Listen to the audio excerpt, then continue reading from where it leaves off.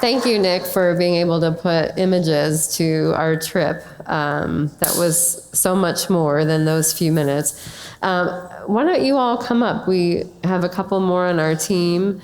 And I think we said that we were going to sort of spend some time describing our experience there. Joe Gardner was the last person. He was flying out to Italy today, so that's why he couldn't be with us. Too bad for him, right? So, yeah. I don't know where we want to start. We flew out on Saturday morning and spent a lot of time in airports trying to get there. We had one layover. But you saw those welcome signs. Oh, that's right. You were going to have pictures for each of them, weren't you?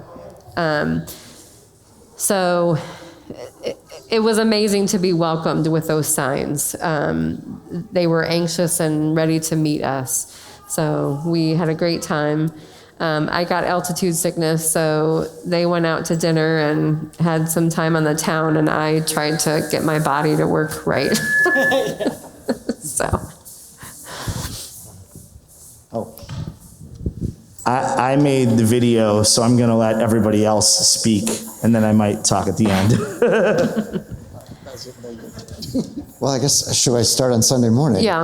The first thing we did right off the bat was go and meet some of the pastor and some of the church leaders, and they did a Bible study prior to the service. And then we went and participated in service. They begin their service with about 6 musical numbers. Some of them we know, like We Resist by Mark Miller, and they translate into Spanish. They just sing both English and Spanish.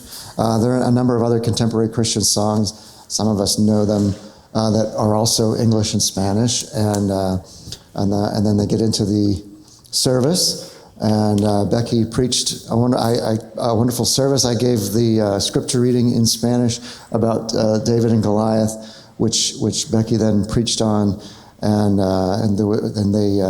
they learned the refrain, ¿Has visto el tamaño de nuestro Señor? And we asked it over and over again, have you seen the size of our God? That was the refrain. And then communion, they do communion every week. That is to make up for all of the times that they were denied communion. And then Nick and I improv'd and put together Child of God by Mark Miller for them, which they have adopted, and they'll translate into Spanish as well. Afterwards, there was a community lunch. The entire church, I think they do that every week, am I right? No. No? No. Okay. No. So they provided a lunch for the whole church family. Actually, we provided the lunch. We provided the lunch. The whole church family. Got it. Yeah. And we were sort of dispersed amongst the congregation to hear their stories, to meet and converse and just get to know better. I sat with an amazing man named Manuel Valendia, who is the... you may have seen him in the video. He's an older man. He had green hair. He was a great dancer. And he is the founder of the gay rights movement in Colombia. Back in the 70s, he began an organization to promote equality for gay people in Colombia. He and his partner Luis began the first gay marches. They were not pride marches back then. They were more protestful marches. The first gay protest march in Bogota in 1982, there were 32 people in the parade, and they just walked through the streets, and they said, "We are not guerrillas, warriors. We are not immoral, antisocial. We're just homosexual." And that was their mantra as they walked through Bogota on the first Pride March.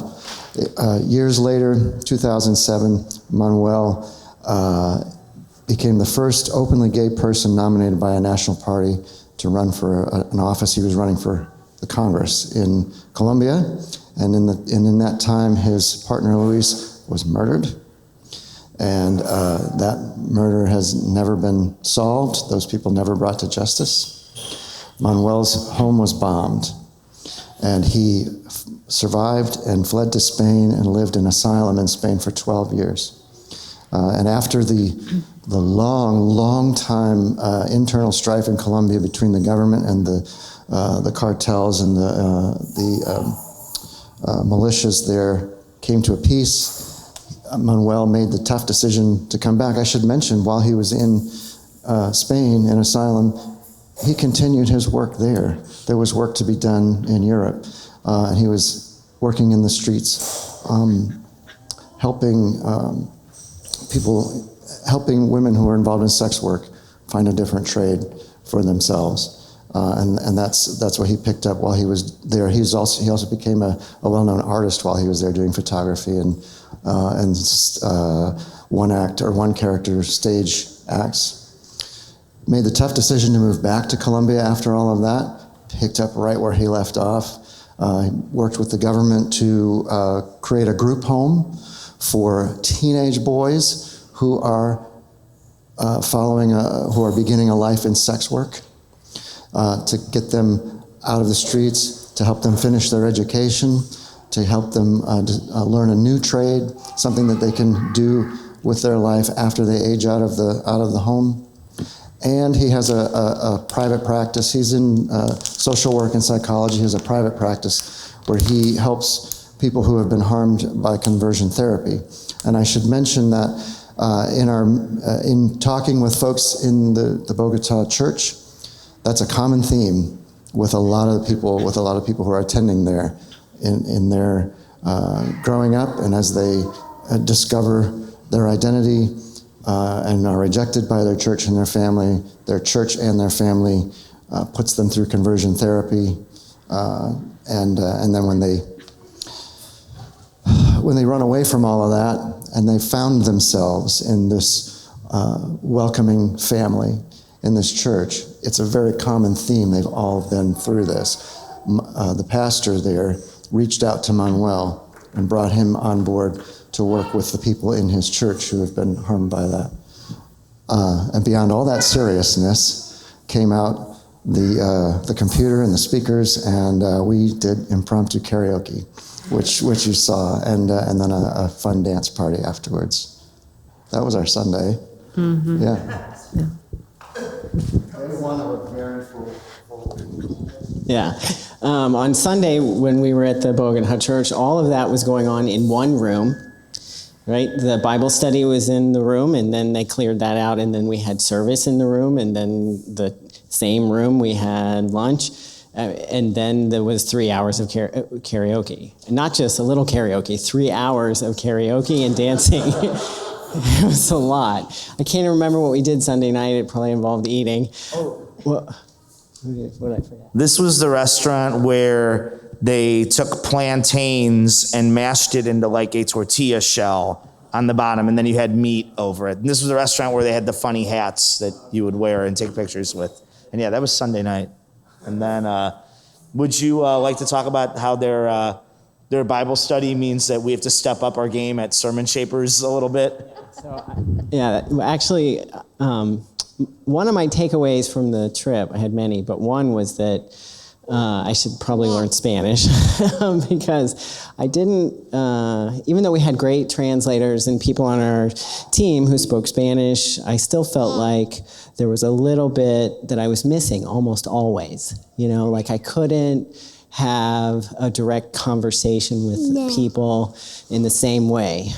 So it was like that during the Bible study where I kept having to ask people, can you translate what that person just said again?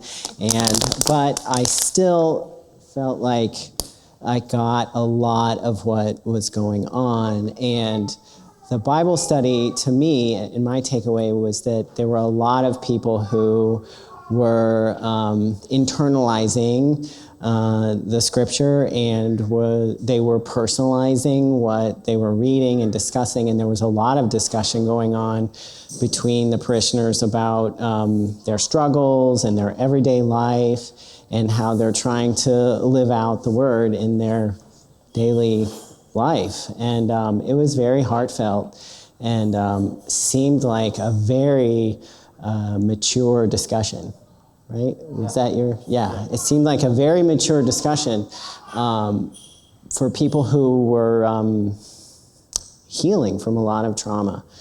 And so that was my takeaway for the Bible study. It was great. It was remarkable to start off the trip with that Bible study, and that the whole congregation really seemed like a very vibrant group who loved each other so much. They loved to be together. They spent a lot of time together. So that was Sunday, and I just felt like, well, we should go home now, because that was a lot. But Monday was the salon.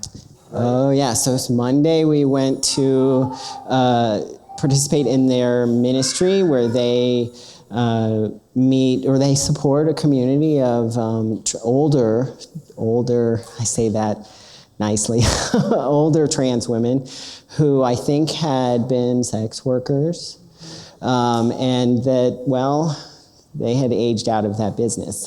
So they needed some support, and the minister, the pastor, I don't know how they became close with that community, but the pastor obviously knows them very well. And so we met at a salon where there was a trans woman who was like the leader of that neighborhood, basically, and had her own created outreach for many trans people in that community, in that neighborhood. And so we met with them, and there was a Bible reading and food given and food had. And did we sing any songs? We did, right? We sang music.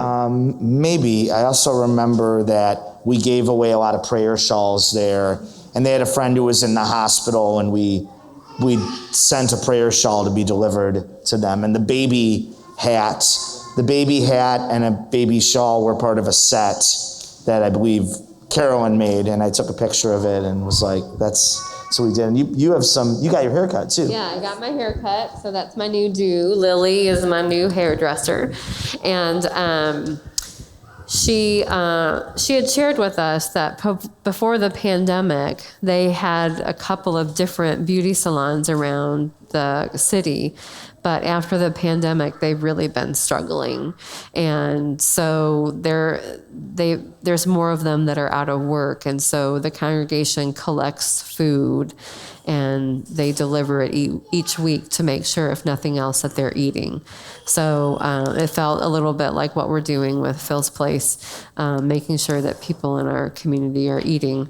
So yeah, it was fun getting my hair cut. It was something we did at the last minute before we left. So it was good. It was good. And then Tuesday, So later that day, we went back to the church and prepare hamburgers for the kids. They have, I don't know how many kids, it was like 40. From that neighborhood, the setting is like the city is on the big cities on the bottom, and then on the hills is the neighborhoods, and the higher you go to the hills, the poorer the people is.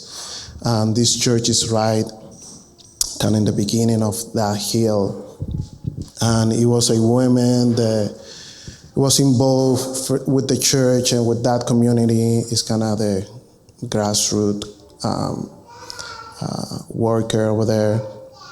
And the pastor said that first in the beginning, the pastor become the head of the church, the people in the community are kind of, he's a gay pastor, but they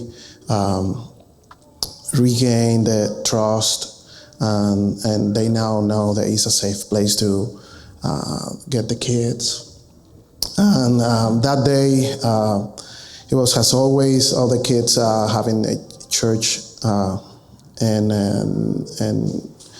yeah, we get to know them, and The person that over that ministry, that children's ministry, was the pastor's husband, who's a librarian. And so he was so good with the kids very engaging, very like at their level. Just funny hat. right, yeah. I mean, just so good with the kids, and so we got to sing with them, and a lot of them were songs that we've sung in VBS or other types of things. He read Ferdinand the Bull in Spanish. Right. He acted it out. Yeah, because he had this bull hat on. Right. Yeah. It was impressive. And the lady who started that ministry focuses on single moms with kids. And it's very intentional in trying to help the moms out, but also help the kids grow. So. And then the four of us were in the kitchen cooking. Those four of us, right? And cooking hamburgers for all the kids. Cooking and assembling cheeseburgers for all the kids. I want to pass along an anecdote from Joe, who couldn't be here. He was in the room when the burgers went out, and he caught this moment where one of the boys only ate half of his cheeseburger and put it back in the wrapper and put it into his backpack because his little brother could not be there that day, and that might be the only meal that they have that day. Yeah, that's the kind of kids they're ministering to in that neighborhood. Yeah. Yeah. Yeah. So then Tuesday we did some sightseeing.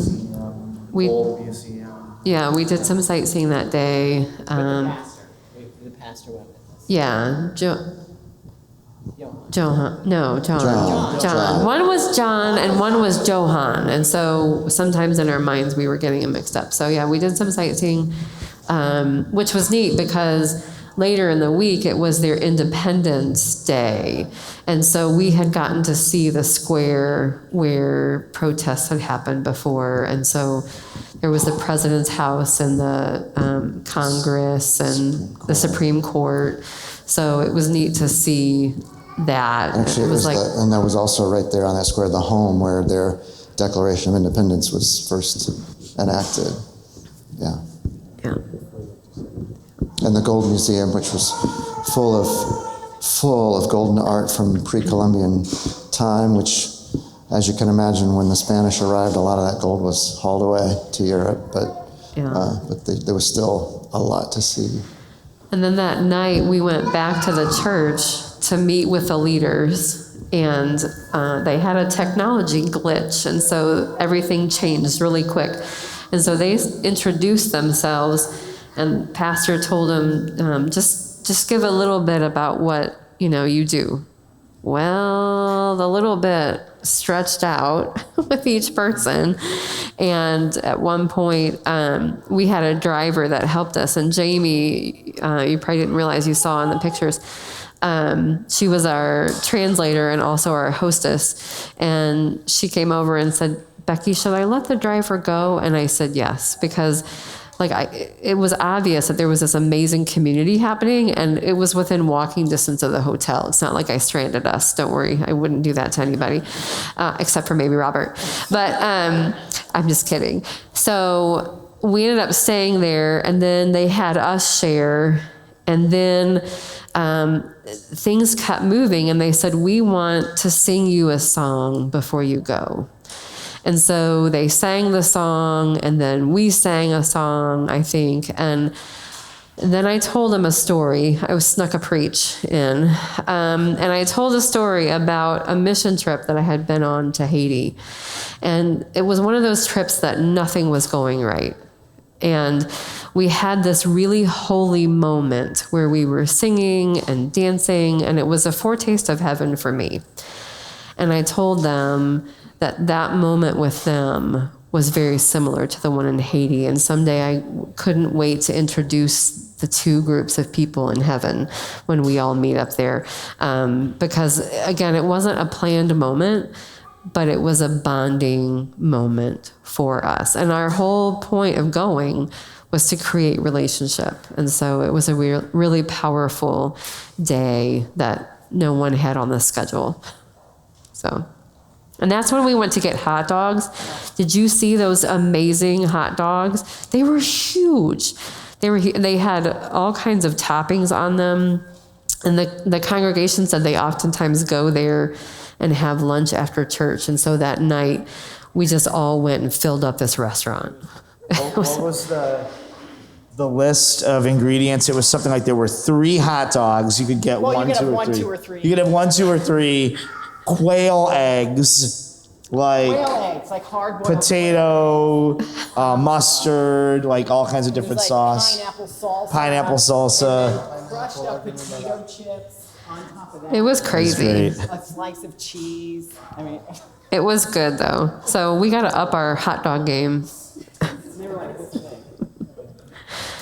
And then we flew to Medellin Yeah, on Wednesday. on Wednesday. Wednesday morning. Oh, wait. So I just want to quote something. Occurred many times when we was there, and I started talking with people, and is that they look at us like they look at as a reference to Clifton United Church, and they want what this community have, the inclusion and the freedom to be, and this is something that they hope, and I don't know how to transmit that, but we are like that place that they are walking to, that they desire to be, and this is something that pretty much every single person that I talked on that trip, not just on Bogota, but also Medellin. They look at us every other day on the internet. It's crazy about it. Yeah. It have a big reach. Yeah, and if you look at some of their posts, they sort of look like us. They have the marches, and so I think it's a natural partnership. And nearly every person was just covered with rainbows, right? Yes, I mean, it's just they had rainbow everything. Rainbows everything. Yeah. On their socks, it's like, just everywhere. Yeah. So when we got to Medellin, we were greeted at the church, the one that was in the house/garage, and they gave us fruits that we had never seen or experienced that was delicious. And I put aside my normal worry of, can I eat this? Because I was told that you only want to eat peelable fruit and not fruit that's been washed in the water, because the gut biome, we're just not prepared for it. But I had some delicious fruits, and we got a tour. I'm trying to remember what. Wednesday was when we drove into the mall, right? Is that, yes. No. Yeah. In the night. No, that was Thursday. That was Wednesday night after, yeah. So we got in, we dropped our stuff off at the hotel. We drove into a mall. We went to a 3-hour lunch at that, Oh, the yeah. pastor and his husband. Yeah. Oh, yeah. At that. Yeah, at this delicious restaurant. Remember, it was in the back. Yeah. Yeah. We walked through all these rooms. We They got put to us way in the back. They put us at this giant table, and then so lunch is their biggest meal. So every meal, everybody at their place had this huge amount of food, and then there's the required coffee afterwards, which is, Colombian coffee is Delicious. delicious. So we did that, and then did you know that Nick really loves malls? So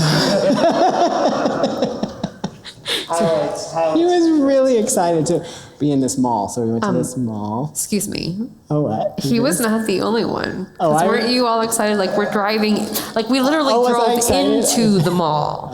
Yeah, we You could drove- drive through You know on how the main there's floor. parking in the mall underneath in the building, But it was then in sort the of building, and you turned could into see, then you were in the mall somehow. Yeah. And so the two of them were like, we're driving in a mall. As if it was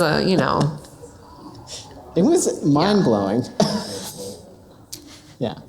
Then what do we do? Thursday, I will give the bullet points, and I'll let folks elaborate. Thursday was the longest day because we went and did the Jesus Bread and Chocolate ministry of handing things out to needy folks on the street, folks in need on the street. And by And chocolate, it was hot chocolate. it was hot chocolate to and clear it bread. up, yeah. And that was the day we took the cable car, we took the train, and then the cable car up into the mountains, and then we walked back down through the streets for the Independence Day celebration. So, And I will say the Jesus Bread and Chocolate was really meaningful for me because they were caring for each other, but also people. And at one point, I heard them saying, "There's somebody," because this was all homeless people, and we were going into this region, and we went on either side of the river, and some of them were sex traffickers and that kind of thing. And so they were constantly looking for people to give the bread and the chocolate to. And at one point, they were like, "There's somebody," and I'm looking, and I'm like, "What are they talking about? I don't see this person." And it took me it felt like minutes, but several seconds to locate where they were talking about. And all of a sudden, the Good Samaritan just hit me in the face, that they were seeing what no one else was trying to see. And we learned later that day that for some of them, it had been the first time they did that ministry. And I would not have known that, because they were so loving. And they asked to pray with them after they got it. So sometimes they would just stop and pray for them. And I thought about how often we overlook folks too. And they don't do, I think about once a quarter they do that. Isn't that right? But it was just really meaningful. No, I think Becky summed it up very well. I think what struck me about giving out bread and hot chocolate to folks who have really so little, it's just how desperate their need was, that when you handed them a piece of bread, it went immediately into their mouth. Yeah. And we would offer a prayer, a blessing. It was not an imposition, it was an offer. And no one rejected the offer. And just please bless these folks. But that really struck me, was how urgent their need was, how fast the bread went into their mouth once it was handed to them. And then, at one point, I remember there was a really wide bridge going over the top of the river, and there were many people that live underneath there. You can't see them. So some folks would come out, and we had a basket with a wire. We'd lower it down, because the river was kind of like in an engineered trench almost to prevent flooding. Yeah. And so we would lower down cups of hot chocolate and bread, and they would take it under the bridge to folks that were inside. And by the way, the dates are a little off there, Nick. You go from the 16th to the 18th. And so it happened to be that Thursday is July 20th, and that is their Independence Day. So we were out on their national holiday, and there was like a law being signed that day for trans rights. Mm-hmm. Yeah, and they intentionally did it on the Independence Day, so that was really neat. I think on Thursday, after we did the bread and chocolate, is that when they took us on the public transportation? Mm-hmm. And so we rode on a train, but then the city is in a valley, and the city goes up in the mountains that are around it. And so they had built, it is very steep. They built some it's cable car. Cable cars. It's like a part of the metro system. idea. Yeah. Way above. If you're ever at Cedar Point, they have those across Cedar Point. So they go up into the mountains, and that way the people that are up there can get down and work in the city and go back up. And so they had, I think, 7 of those throughout the city to make transportation easier. I thought we were actually going somewhere. We just did it for fun. It was like, oh, okay. After that, we bought some fruit from a street vendor, and we went to an area called Commune 13, which 20 years ago was the center of drug cartel, militia-controlled worst neighborhood in South America. Now it's a tourist attraction. It's the government went in very controversially with the military and cleared it out, and it has been slowly becoming a desirable place to be. There's a lot of tourist shops. I'm wearing my Colombian tourist merch that I bought there. Restaurants, street vendors, street food, and community art, and an art gallery that we walked around in. That's what we did. And crazy traffic, loud music. It was a national holiday, so you can imagine it was a loud and boisterous environment there. But it did seem like everywhere we went, it was loud. I mean, everywhere there was music. It was just very, very loud. Just Yeah, it feels like home.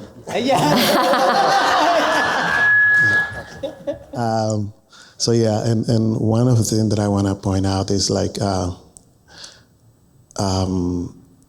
how the church and the community like express so much joy when they are serving.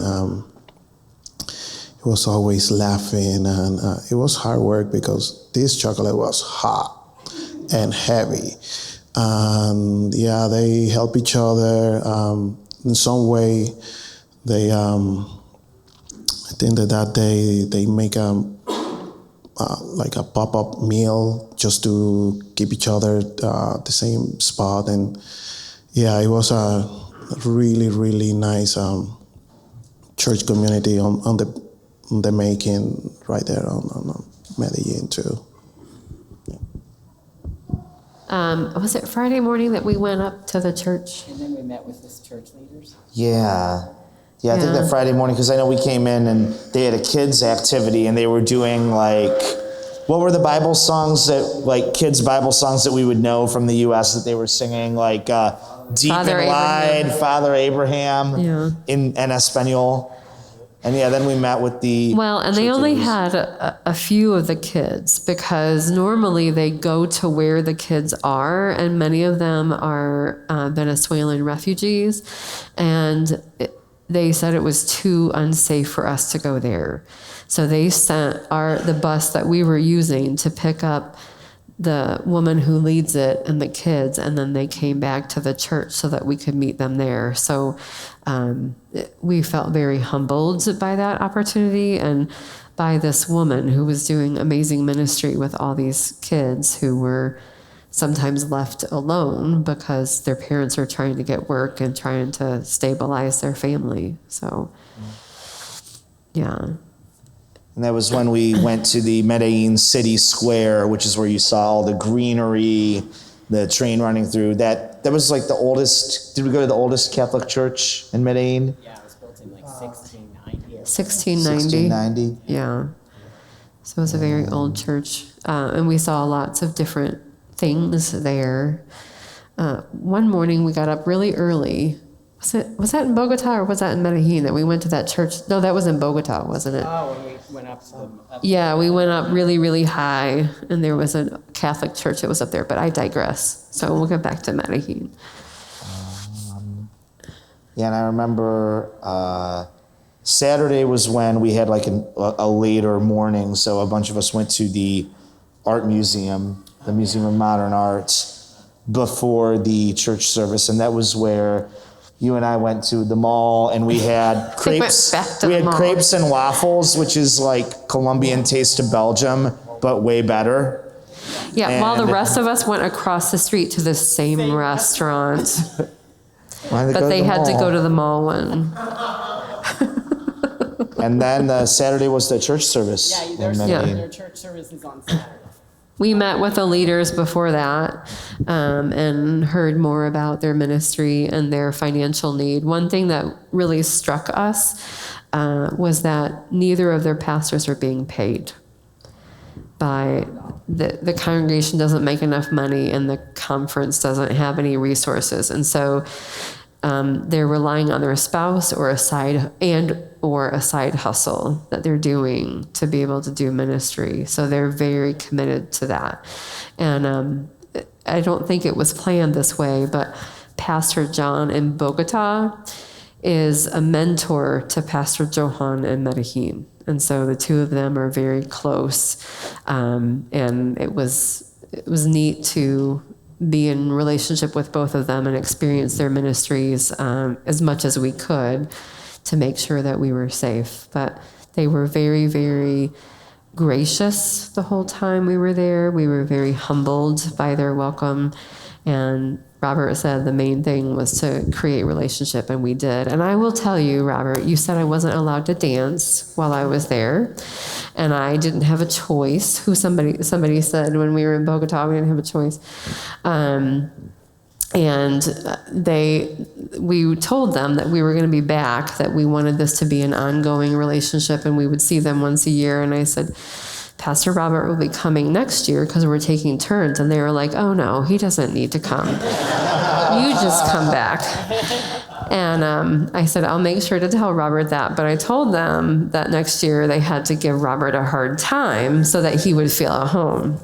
So I know that they'll love you the way that we love you when you get to go. So I don't know if there are any other highlights, or well, we were going to do a Q&A, right? So what are some things you're curious about? Yeah, Molly. When you took out chocolate and bread, were people living on the streets single people, or were there families? I didn't see any. We didn't see any kids. Yeah, it seemed to be all single adults. Yeah, it was mostly single. I saw 2 children. Oh, you did? Yeah. 2 brothers. Yeah. Yeah. Okay. Close to the metro station, there was more young people. It was, let's say, it's like a canal. It was a river, so a lot of like homeless people, and also drug addicts mostly, and probably sex worker at some point. It was like a vacant lot and a vacant building also that they go. They know the places, but yeah, it was mostly like people really, really under the water situation. It seemed like there were some networks, though, because they were going and getting people and making Yes. sure that they were getting the bread and chocolate. It seemed like it was primarily men. Yeah, it seemed to be primarily men. Yeah. I did see some women. Yes. But. Yes. What is the educational system like there, and does it offer people who are living in poverty an exit going up?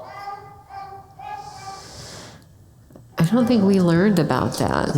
I'm not sure I can answer that. I do know that in Medellin, the children's program that they have, or she mentioned they usually go to them in their neighborhood. They have a teacher in the church. His name was Frankie. We call him Cranky Frankie. Frankie's a very nice guy, but to the children he's very stern. So we started calling him Cranky Frankie. Frankie goes and he tutors them in some of their school subjects. So I think the church is helping fill in a gap, but I can't answer anything else about the system. I know that I mentioned about Manuel, who works with teen boys. They've already left school and are doing sex work, and he brings them into his group home, completes their education, gives them a trade. So there's some gaps, for sure.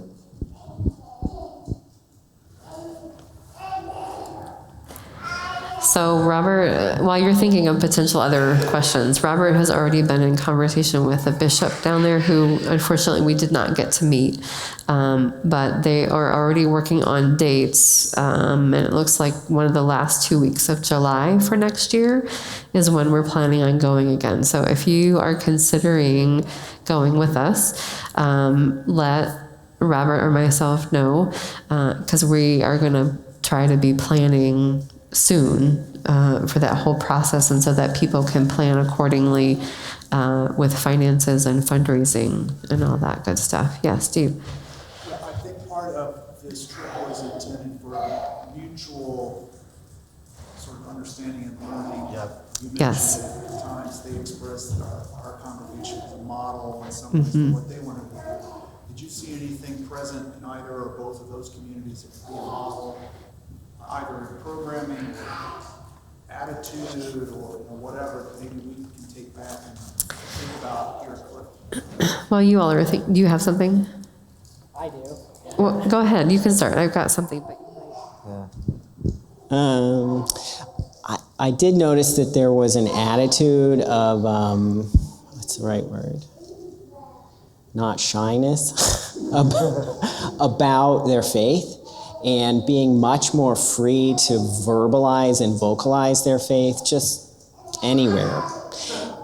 Like not just up here behind a microphone, but just any time. And I noticed it in Medellin and also in Bogota that there were just lay people who were willing to pray with anyone. Like, we noticed that at Bread and Chocolate, that there were just people who, can I pray with you? And they did it. I don't really, maybe I'm missing it here. Is it happening here? Molly's saying she's doing it every day. Oh. Right now. Yeah. So I noticed that, and I don't know if it's just a Colombian thing or those two churches, but there was that. It definitely seemed like they all knew each other very well, and they were just friends. It was definitely a community. Again, because I didn't speak Spanish about half the time, I was a little fuzzy about what was going on, but that was one thing I noticed. I know we were really struck by their Bible study and their sermon shapers equivalent for some of the same reasons, just that people were not shy about sharing.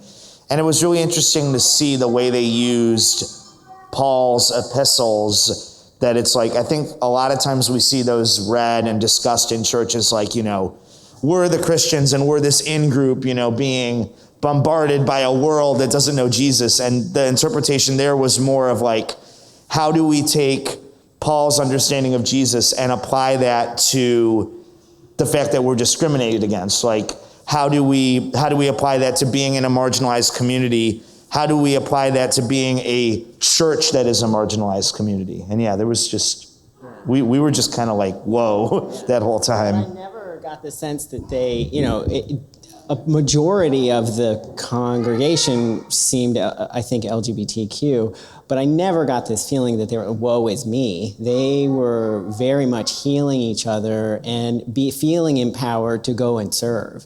Yeah. And that, I think we can be like them, Well, and I think too the ministry with the children, they were very specific in choosing, because they were women in the community that were trusted, and so they would find kids and invite them, and there was just an amazing ministry. And I'm sure there's a difference in culture here that some people may not trust us because of things that have happened in our culture, but I just felt like they all rallied together to care for the kids. And I think I was really struck by Jesus' Bread and Chocolate, because even though we go to Phil's place, they have to come to Phil's place, right? Like, we went to where they were, which I feel like sometimes at Church Beyond the Walls, when we take bagels and coffee to people at the just off the interstate, that might be sort of an equivalent, and they're not like all in the same place like they were. Yeah, I mean, the people living at the river didn't get a brochure or flyer ahead of time Right. that said, come to this place to get food. We just But it seemed like they went there. recognized some of them because they do yeah. it like quarterly. Yeah. So I don't know if that helps them, Steve. Oh, Yeah, and just to give it an example, like on Medellin, they tell us the story about how they connect with the women that work with the kids, and they do a hike in a neighborhood that they don't know, and they get lost over there, and they are like pretty much afraid that they're gonna get hurt, and get to some spot and call her, and she go and kind of meet them, take him to his home. But it's just like example that they actually go there and try to meet the people on their social ground, and they're not waiting until people come to church. They go and climb that mountain literally. And I think their creativity in doing ministry without a lot of resource. Oh, yeah. I think in the U.S. we feel like we have to have all these things, but I think for them it was about relationship, and that relationship was what built the church. So I think Clifton does a better than average job than other churches I've been a part of with the community that's here. But because of their numbers are smaller, obviously they're. Didn't it seem like they had a lot of? It seemed like even in both churches that there were a lot of church leaders.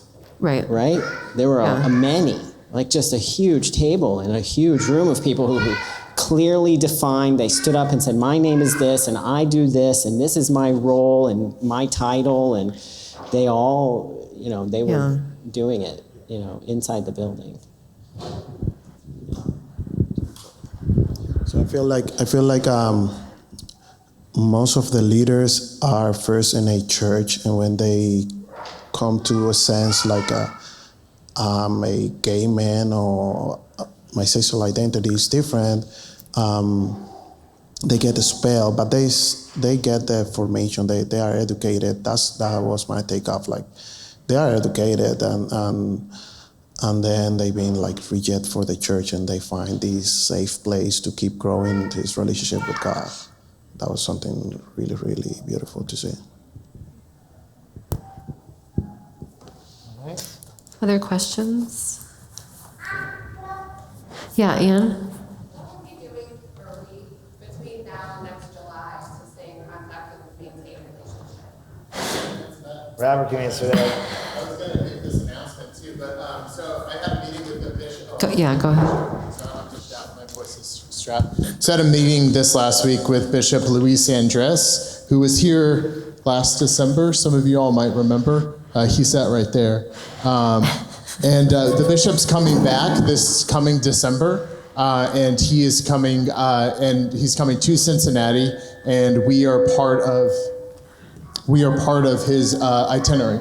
I don't know exactly the date yet because I'm still in the process of working with his U.S. counterpart. So the bishop will be visiting Clifton United Methodist Church as a sign of our continued commitment to one another, alongside Hyde Park Community United Methodist Church, who's helping to bring him over.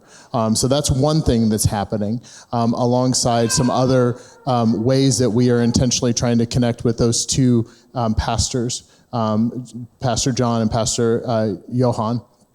So that we can be in growing and continued relationship. And thank God for social media, because how many of, I've already got like 15 Facebook like friend requests. I didn't even go. And they're like, friend requests. And so I have like all these new friends who are calling, and they're liking all of our stuff on Facebook like all the time. So, I mean, that's kind of a silly, but it's like, those are tangible ways that we're connected. And those connections are really meaningful because they're part of our congregational life now, and we're part of their congregational life now, and we'll continue. Well, the other thing, too, is like most of the world, they use WhatsApp. And so while we were there, we were using WhatsApp, where you don't get charged data fee when you use WhatsApp because it's an app. And so some of them exchange numbers with us, and so we've continued to message each other on WhatsApp, and including in addition to Messenger. But one thing I never got around to telling you, Robert, was that we were sitting around at dinner one night, and this one turned to Johan and said, "You need to go apply tomorrow to get a visa to come to the U.S. And you need to tell Pastor John in Bogahal the same thing." So Aaron was inviting them while we were there to come. So it's a lot harder for people in other countries to get visas. But that's why Aaron was like, don't wait, do it now, because it might take years for you to get here. And the other piece of that, Anne, that I wanted to share is, I think it was the bishop, and you can correct me if I'm wrong, that they have days of training, like our district has, and our conference has days of training. And so they talked about potentially Zooming in some of our leaders so that we could be doing some training with them too. But I've even seen on Facebook that after we were there, they're in a network of LGBTQ affirming churches throughout Latin America. And so they were having a conference at one of the churches, and I saw lots of pictures and things that were happening. So that's a great question. And the great thing about Facebook is that it will, if you write in English, it'll just translate for you. Yes, it does. I don't know if it's any good, but makes it easier for Yeah. us who are trying to learn Spanish. yeah. So, yeah. It really was an amazing experience. 9 days, it went so fast. Looking forward to going back. Yeah, Molly? Hypothetically, would you take or send high school students? Just if someone, like, I think that's a great question for us to have dialogue around. I think if they were mature, like one that I know, they would be a great one to go. And if the parents understand the travel and all that entails. So, yeah, we'd have to figure out that safe sanctuary piece of it. I think the plan is that Nick is going to do some videos, like 3-minute videos from each day, so that as we continue to think about this, you can see a little bit more of what our trip was like. But I will tell you, I would go anywhere with these 5 guys. It was amazing, and some of them I didn't know really well, and I keep telling them, especially Aaron, that we need to hang out more because he's just funny. But even being on staff with Bill, I didn't feel like I knew him that well, and now I feel like they're all my brothers. So it's a great experience, and I hope that you all will have the opportunity at some point in this relationship to go.